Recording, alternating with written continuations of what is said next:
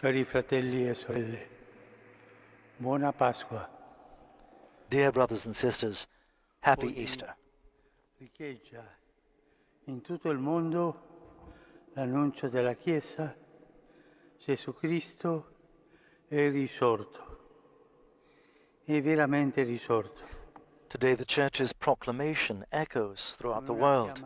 Jesus Christ is risen, he is truly risen. Like a new flame, this good news springs up in the night. The night of a world already faced with epochal changes and challenges that now pressed by a pandemic severely testing our whole human family. In this night, the Church's voice rings out, Christ, my hope, is risen. This is a different contagion, a message transmitted from heart to heart. For every human heart awaits this good news. It's the contagion of hope. Christ, my hope, is risen. This is no magic formula that makes problems vanish. No, Laudetur Jesus Christus, praised be Jesus Christ. A very warm welcome to you on behalf of Vatican Media, Vatican Radio, and all my colleagues here at the Vatican Dicastery for Communication. I'm Sean Patrick Lovett. It's an extraordinary privilege to be able to provide the translations and commentary for you of this live broadcast of the Easter Sunday Mass celebrated by Pope Francis. This is followed by the Holy Father's Urbi et Orbi message and blessing. The risen Lord is also the crucified device not following this event. Please know we're delighted you can join us. We do especially welcome our friends of Catholic TV, Salt and Light TV, Shalom World TV, Let us turn our gaze to Him, the Catholic Faith Network in America, Radio Maria in Nairobi, Kenya, Luminous Radio in India, Sirius XM of New York, Relevant Radio, Radio Maria in Latvia. Today, all of you listening on local radio stations to the many, including directly affected by the coronavirus, Veritas in South Africa, the sick, and so many more. Those who have died. Please know this broadcast is available right now on the loss Vatican Media audio app and Vatican in some cases at Vatican. They were unable even to bid a final farewell.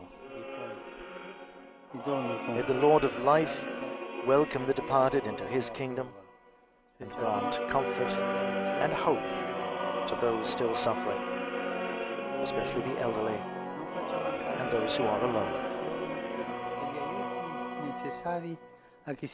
May he never withdraw his consolation and help from those who are especially vulnerable. Seen the procession to such as persons altar. This is working in nursing homes, altar of the chair, and living in barracks and prisons. Pope Francis is celebrating Mass. For many, this is reverences the altar, as you've just seen, with the incense, and behind the altar, the lived amid the sorrow and hardship that the pandemic is causing Saint Martin, physical suffering, together with the two economic icon of Our Lady, Salus.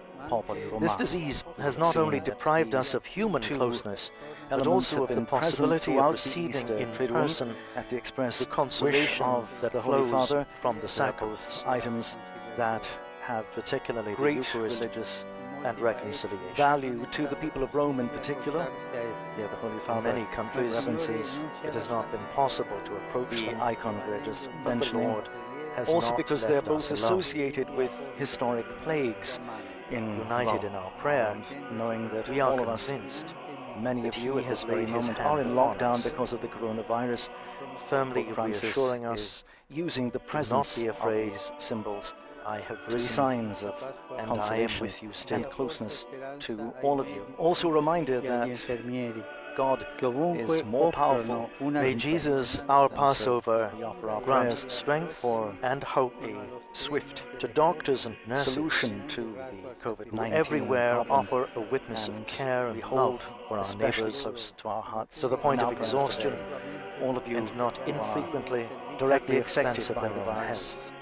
We've lost loved ones. Our gratitude and affection go to them, to all who work diligently to guarantee the essential services necessary for civil society, and to the law enforcement and military personnel, who in many countries have helped ease people's difficulties and sufferings.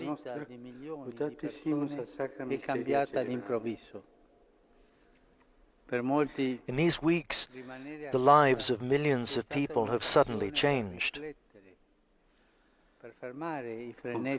For many, remaining at home has been an opportunity to reflect, to withdraw from the frenetic pace of life, to stay with loved ones and enjoy their company.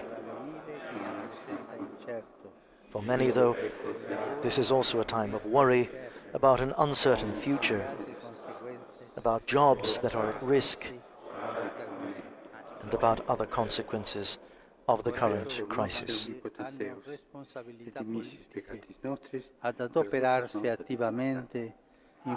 I encourage political leaders to work actively for the common good,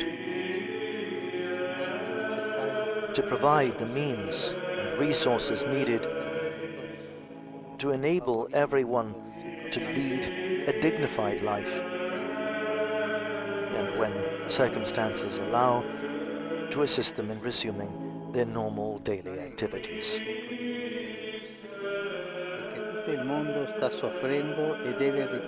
This is not a time for indifference, because the whole world is suffering and needs to be united in facing the pandemic. May the risen Jesus grant hope to all the poor, to those living on the peripheries, to refugees and the homeless. May these, the most vulnerable of our brothers and sisters, living in the cities and peripheries of every part of the world, not be abandoned. Let us ensure that they do not lack basic necessities, all the more difficult to find now that many businesses are closed, such as medicine and especially the possibility of adequate health care. In the light of the present circumstances, may international sanctions be relaxed.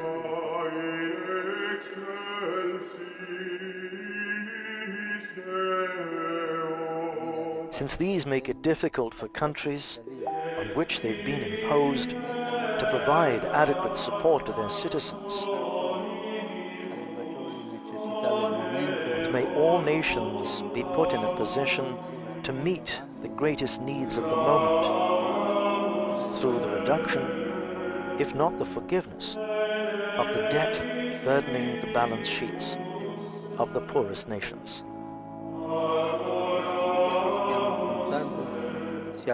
This is not a time for self-centeredness, because the challenge we are facing is shared by all without distinction between persons.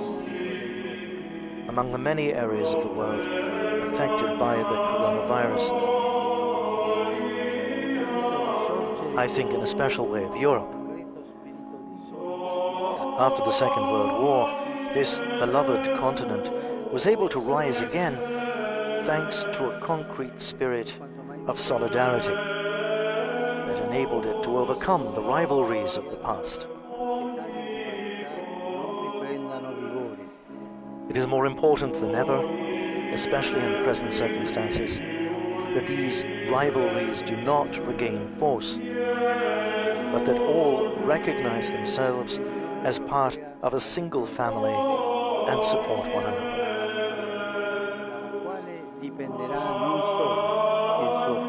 The European Union is presently facing an epochal challenge on which will depend not only its future, but that of the whole world. Let us not lose the opportunity to give further proof of solidarity, also by turning to innovative solutions. The only alternative is the selfishness of particular interests and the temptation of a return to the past at the risk of severely damaging the peaceful coexistence and development of future generations.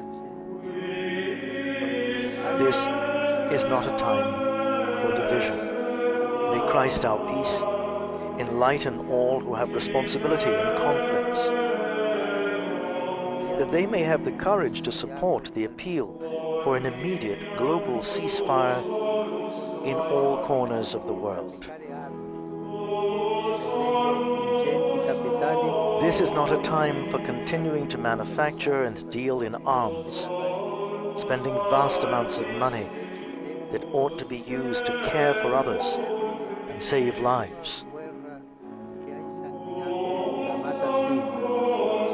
Rather, may this be a time for finally ending the long war that has caused such great bloodshed in beloved Syria, the conflict in Yemen, the hostilities in Iraq and in Lebanon. May this be the time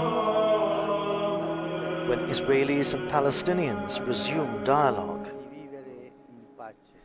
in order to find a stable and lasting solution that will allow both to live in peace. May the sufferings of the people who live in the eastern regions of Ukraine come to an end. The Holy Father prays, may the terrorist attacks carried out against so many innocent people in different African countries conquer death, come to an end. To open the gates of eternity, grant that we, who reverently observe the solemn feast of the Lord, this is not a time for forgetfulness by your Spirit and rise again in the light. The crisis we are facing should not make us forget the many other crises that bring suffering to so many people. May the Lord of life now be close first reading to all those in Asia and Africa from the Acts of the Apostles who are experiencing grave humanitarian crises follow in your missals, as in the province of Cabo Delgado, Latin, in the north of Mozambique. First and second readings are in Italian. May he warm the hearts of the many refugees displaced because of wars. At that time, when Peter spoke up and said, "You must have heard about the grant protection to migrants and refugees about Jesus of Nazareth. Many of them children began in Galilee who are living after John had unbearable conditions, especially in Libya, had anointed him, and on the border between Greece and Turkey. And because God was with him, and I don't want to forget the island doing good of Lesbos, curing all who had fallen into the power of the devil. In Venezuela, the Lord enabled concrete and immediate solutions to be reached. He did that can permit countryside of Judea international assistance to a population suffering from the grave political, the fact, socio-economic, by hanging him on a tree. Yet, 3 days afterwards, God raised him to life. Dear brothers and sisters, allowed him to be seen, indifference, not only by the self-centeredness, but by certain witnesses and forgetfulness beforehand. Are not words we want to hear at this time. Witnesses, we have eaten and drunk to ban these words forever.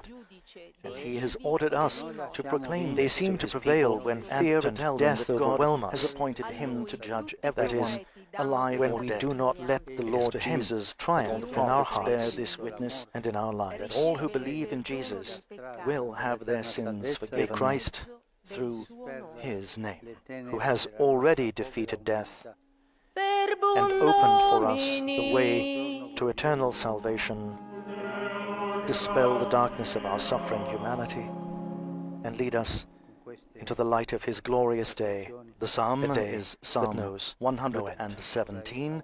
The refrain is, "This is the day I would like the Lord has made. Rejoice, a happy Easter, and be glad."